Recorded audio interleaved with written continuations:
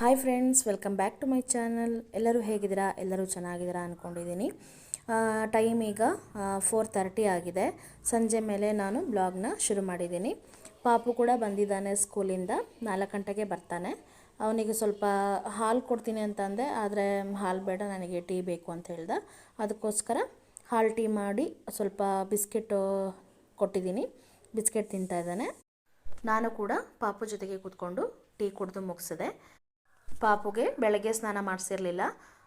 ಬೆಳಗ್ಗೆ ಎದ್ದೊಳೋದೇ ಲೇಟ್ ಆಗಿಬಿಡ್ತು ಪಾಪು. ಹಾಗಾಗಿ ನಾನು ಸ್ಕೂಲಿಂದ ಬಂದಾದಮೇಲೆ ಸಂಜೆ ಸ್ನಾನ ಮಾಡಿಸೋಣ ಅಂಥೇಳಿ ಈಗ ಸ್ವಲ್ಪ ತಲೆಗೆ ಎಣ್ಣೆ ಹಚ್ಚಿದ್ದೀನಿ. ಎಣ್ಣೆ ಹಚ್ಚಿ ಸ್ವಲ್ಪ ಹೊತ್ತು ಆಟ ಆಡ್ಲಿಕ್ಕೆ ಬಿಟ್ಟಿದ್ದೀನಿ. ಒಂದು 10 ನಿಮಿಷ ಬಿಟ್ಟು ಸ್ನಾನ ಮಾಡಿಸೋಣ ಅಂಥೇಳಿ. ಅವನು ಆಟ ಆಡೋ ತನಕ ಆಟ ಆಡಲಿ ಅಂಥೇಳಿ. ಅದಕ್ಕೋಸ್ಕರ ಅವ್ನು ಟೀ ಎಲ್ಲ ಕುಡಿದು ಬಂದು ಹೊರಗಡೆ ಆಟ ಆಡ್ತಾ ಇದ್ದಾನೆ.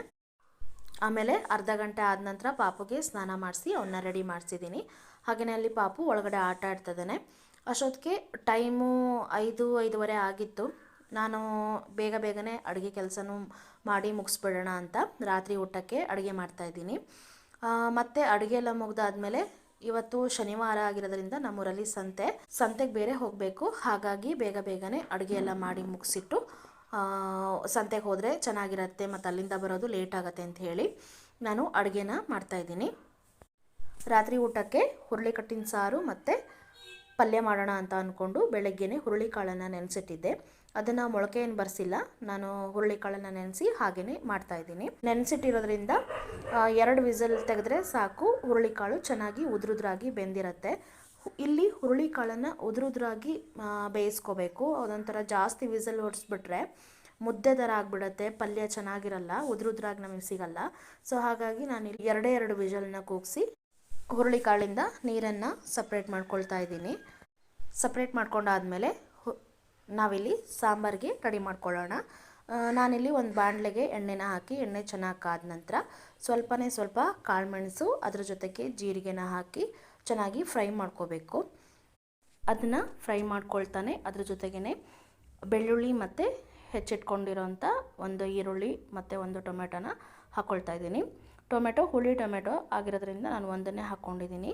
ಹಾಕ್ಕೊಂಡು ಚೆನ್ನಾಗಿ ಲೈಟ್ ಬ್ರೌನ್ ಆಗೋ ತನಕ ಫ್ರೈ ಮಾಡಿಕೊಂಡು ಆ ಕಡೆ ಎತ್ತಿಟ್ಕೊಂಡೆ. ನಂತರ ಇದಕ್ಕೆ ಪಲ್ಯಕ್ಕೆ ರೆಡಿ ಮಾಡ್ಕೊಳ್ತಿದ್ದೀನಿ. ಒಂದು ಬಾಣಲೆಗೆ ಎಣ್ಣೆನ ಹಾಕಿ ಎಣ್ಣೆ ಚೆನ್ನಾಗಿ ಕಾದ ನಂತರ ಅದಕ್ಕೆ ಸಾಸಿವೆನ ಹಾಕಿ ಸಾಸಿವೆ ಚಿಟಪಟ ಅಂತ ಸಿಡ್ದಾದ್ಮೇಲೆ ಕರಿಬೇವಿನ ಸೊಪ್ಪು ಮತ್ತು ಜಜ್ಜಿಟ್ಕೊಂಡಿರೋ ಬೆಳ್ಳುಳ್ಳಿನ ಹಾಕಿ ಚೆನ್ನಾಗಿ ಫ್ರೈ ಮಾಡ್ಕೊಳ್ತಿದ್ದೀನಿ. ಬೆಳ್ಳುಳ್ಳಿ ಸ್ವಲ್ಪ ಲೈಟ್ ಬ್ರೌನ್ ಆಗಲಿ, ಅಲ್ಲಿ ತನಕ ಫ್ರೈ ಮಾಡ್ಕೊಂಡ್ರೆ ಸಾಕು. ನಂತರ ಅದಕ್ಕೆ ಒಂದು 4-5 ಸೀಳಿಟ್ಕೊಂಡಿರೋ ಹಸಿಮೆಣಸು ಹಾಗೆಯೇ ಮೀಡಿಯಮ್ ಸೈಜ್ನ 2 ಈರುಳ್ಳಿನ ತೊಗೊಂಡು ಫ್ರೈ ಮಾಡ್ಕೊಂಡಿದ್ದೀನಿ. ಅದ್ರ ಜೊತೆಗೆ ಸ್ವಲ್ಪ ಉಪ್ಪನ್ನು ಸೇರಿಸ್ಕೊಳ್ತಾ ಇದ್ದೀನಿ. ಉಪ್ಪನ್ನು ಹಾಕುವಾಗ ನೋಡಿ ಹಾಕ್ಕೊಳ್ಬೇಕು, ಇಲ್ಲ ಅಂದರೆ ಉಪ್ಪು ಜಾಸ್ತಿ ಆಗಿಬಿಡತ್ತೆ. ಯಾಕಂದರೆ ನಾವು ಹುರುಳಿಕಾಳನ್ನು ಬೇಯಿಸೋದಕ್ಕೆ ಉಪ್ಪನ್ನು ಸೇರಿಸಿದ್ವಿ, ಹಾಗಾಗಿ ನೋಡಿ ಹಾಕ್ಕೊಳ್ಬೇಕು ಉಪ್ಪನ್ನು. ಅದಾದ ನಂತರ ಹುರುಳಿಕಾಳು ನಾವೇನು ನೀರನ್ನು ತೆಗೆದಿಟ್ಕೊಂಡಿರ್ತೀವಲ್ಲ, ಹುರುಳಿಕಾಳನ್ನು ಹಾಕಿ ಚೆನ್ನಾಗಿ ಮಿಕ್ಸ್ ಮಾಡ್ಕೋಬೇಕು. ಮಿಕ್ಸ್ ಮಾಡ್ಕೊಂಡಾದ್ಮೇಲೆ ಒಂದು 10 ನಿಮಿಷ ಹಾಗೆಯೇ ಬಿಟ್ಟು ನಂತರ ಲಾಸ್ಟಿಗೆ ಕಾಯಿ ತುರಿನ ಹಾಕಿ ಚೆನ್ನಾಗಿ ಮಿಕ್ಸ್ ಮಾಡಿ ಒಂದು 2 ಸೆಕೆಂಡು ಒಲೆ ಮೇಲೇ ಬಿಟ್ಟು ಆಮೇಲೆ ಫ್ಲೇಮ್ನ ಆಫ್ ಮಾಡಿ ಮೇಲ್ಗಡೆ ಕೊತ್ತಂಬರಿ ಸೊಪ್ಪನ್ನು ಹಾಕ್ಕೊಳ್ತಾ ಇದ್ದೀನಿ. ಪಲ್ಯ ಈಗ ರೆಡಿ ಆಯಿತು. ಇದನ್ನು ಹುರುಳಿಕಾಳು ಉಸ್ಲಿ ಅಂತ ಕೂಡ ಹೇಳ್ತಾರೆ. ನಾವು ಬೆಳಗಿನ ಟಿಫನ್ನಿಗೆ ಇಲ್ಲ ಸಂಜೆ ಸ್ನ್ಯಾಕ್ಸಿಗೆ ಕೂಡ ತೊಗೊಳ್ಬೋದು ಇದನ್ನು. ಇಲ್ಲ ಅಂತಂದರೆ ಊಟದ ಜೊತೆಗೆ ಪಲ್ಯ ಥರನೂ ತೊಗೊಳ್ಬೋದು. ಈಗ ಪಲ್ಯ ರೆಡಿ ಆಯಿತು. ಈಗ ಸಾಂಬಾರಿಗೆ ರೆಡಿ ಮಾಡ್ಕೊಳ್ಳೋಣ. ನಾನೊಂದು ಮಿಕ್ಸಿ ಜಾರಿಗೆ ಸ್ವಲ್ಪ ಕಾಯಿ ತುರಿನ ತೊಗೊಂಡಿದ್ದೀನಿ. ಒಂದು ನಿಂಬೆಹಣ್ಣು ಗಾತ್ರದ ಹುಣಸೆ ಹಣ್ಣನ್ನು ಸೇರಿಸ್ಕೊಂಡಿದ್ದೀನಿ. ಹಾಗೆಯೇ ನಾನು ಬೇಯಿಸಿಟ್ಟಿರೋ ಹುರುಳಿಕಾಳನ್ನು ಸೇರಿಸ್ಕೊಳ್ತಾ ಇದ್ದೀನಿ. ಒಂದು ವೇಳೆ ಬೇಯಿಸಿರೋ ಹುರುಳಿಕಾಳನ್ನು ತಕ್ಕೊಳ್ಳೋದು ಮರ್ತೋಯ್ತು ಅಂತಂದರೆ ನಾವೇನು ಪಲ್ಯ ಮಾಡಿರ್ತೀವಲ್ಲ ಅದನ್ನೇ ಒಂದು ದೊಡ್ಡ ಚಮಚ ಆಗೋಷ್ಟು ಹಾಕ್ಕೊಂಡ್ರೆ ಸಾಕು. ಹಾಗೆಯೇ ಫ್ರೈ ಮಾಡಿಟ್ಕೊಂಡಿರೋ ಟೊಮೆಟೊ, ಈರುಳ್ಳಿ, ಕಾಳುಮೆಣಸು, ಜೀರಿಗೆ ಅದನ್ನೆಲ್ಲ ಸೇರಿಸ್ಕೊಂಡಿದ್ದೀನಿ. ಹಾಗೆಯೇ ಒಂದು ಹಿಡಿ ಆಗೋಷ್ಟು ಕೊತ್ತಂಬರಿ ಸೊಪ್ಪನ್ನು ಸೇರಿಸ್ಕೊಂಡಿದ್ದೀನಿ. ಅದಾದ ನಂತರ ಒಂದೇ ಒಂದು ಚಮಚ ಆಗೋಷ್ಟು ಖಾರದ ಪುಡಿ, 1 ಚಮಚ ಅರಿಶಿನ ಪುಡಿನ ಸೇರಿಸಿ ಸ್ವಲ್ಪ ನೀರನ್ನು ಹಾಕಿ ಈ ರೀತಿಯಾಗಿ ಫೈನ್ ಪೇಸ್ಟಾಗಿ ಮಾಡ್ಕೊಂಡಿದ್ದೀನಿ. ಇದಾದ ನಂತರ ಒಂದು ಬಾಣಲೆಗೆ ಎಣ್ಣೆನ ಹಾಕಿ ಎಣ್ಣೆ ಚೆನ್ನಾಗಿ ಕಾದ ನಂತರ ಅದಕ್ಕೆ ಸ್ವಲ್ಪ ಸಾಸಿವೆ ಹಾಕಿ ಸಾಸಿವೆ ಸಿಡಿದ ನಂತರ ಕರಿಬೇವಿನ ಸೊಪ್ಪನ್ನು ಸೇರಿಸ್ಕೊಂಡು ನಾವೇನು ಮಿಕ್ಸಿ ಮಾಡಿರ್ತೀವಲ್ಲ ಅದನ್ನು ಈ ಬಾಣಲೆಗೆ ಸೇರಿಸ್ಕೊಳ್ಬೇಕು. ಸೇರಿಸ್ಕೊಂಡು ಚೆನ್ನಾಗಿ ಹಸಿ ವಾಸನೆ ಹೋಗೋ ರೀತಿ ಫ್ರೈ ಮಾಡಿಕೊಂಡು ಅದಾದ ನಂತರ ನಾನಿಲ್ಲಿ ಮಿಕ್ಸಿ ಜಾರ್ ತೊಳೆದಿರೋವಂಥ ನೀರನ್ನು ಸೇರಿಸ್ಕೊಳ್ತಾ ಇದ್ದೀನಿ. ನಮಗೆ ಎಷ್ಟು ಬೇಕೋ ಅಷ್ಟು ನೀರನ್ನು ಸೇರಿಸ್ಕೊಂಡು ಹುರುಳಿ ಬೇಯಿಸಿದ ನೀರೇನಿರುತ್ತೆ ಅದನ್ನು ಸೇರಿಸ್ಕೊಂಡಿದ್ದೀನಿ. ಅದನ್ನ ಸೇರಿಸ್ಕೊಂಡು ನಮಗೆ ಎಷ್ಟು ಬೇಕೋ ಅಷ್ಟು ನೀರನ್ನು ಹಾಕಿ ಅದಾದ ನಂತರ ಸ್ವಲ್ಪನೇ ಸ್ವಲ್ಪ ಉಪ್ಪನ್ನು ಹಾಕಿ ಚೆನ್ನಾಗಿ ಕುದಿಲಿಕ್ಕೆ ಬಿಡಬೇಕು. ಓಕೆ ಫ್ರೆಂಡ್ಸ್, ಈಗ ನೋಡಿ ಸಾಂಬಾರು ಕುದೀತಾ ಇದೆ. ಈ ರೀತಿಯಾಗಿ ಒಂದು ಕುದಿ ಬಂದರೆ ಸಾಕು, ಸಾಂಬಾರು ಕೂಡ ರೆಡಿ ಆಗುತ್ತೆ. ಪಕ್ಕದಲ್ಲಿ ಅನ್ನಕ್ಕೂ ಕೂಡ ಇಟ್ಟಿದ್ದೀನಿ. ಓಕೆ ಫ್ರೆಂಡ್ಸ್, ಈಗ ನಿನ್ನೆ ಬ್ಲಾಗ್ನ ನಾನು ನೆಕ್ಸ್ಟ್ ಡೇಗೆ ಕಂಟಿನ್ಯೂ ಮಾಡ್ತಾ ಇದ್ದೀನಿ. ನಿನ್ನೆ ಸ್ಯಾಟರ್ಡೆ ಆಗಿತ್ತು, ಸಂತೆ ಕೂಡ ಮಾಡಬೇಕು ಅಂತ ಹೇಳಿದ್ನಲ್ಲ, ಹಾಗಾಗಿ ಸಂತೆ ಮಾಡ್ಕೊಂಡು ಬರೋದು ಲೇಟ್ ಆಗೋಯ್ತು. ನಾನು ವಿಡಿಯೋನ ಬ್ಲಾಗ್ನ ಕಂಟಿನ್ಯೂ ಮಾಡಲಿಲ್ಲ. ಸೊ ಹಾಗಾಗಿ ಸಂಡೇ ಬ್ಲಾಗ್ನ ಕಂಟಿನ್ಯೂ ಮಾಡ್ತಾ ಇದ್ದೀನಿ. ಸಂಡೇ ಚರ್ಚ್ಗೆಲ್ಲ ಹೋಗಬೇಕಾಗಿತ್ತು, ಚರ್ಚ್ಗೆಲ್ಲ ಹೋಗಿ ಬಂದು ಮಧ್ಯಾಹ್ನ ಊಟ ಎಲ್ಲ ಮುಗಿಸಿದ್ವಿ.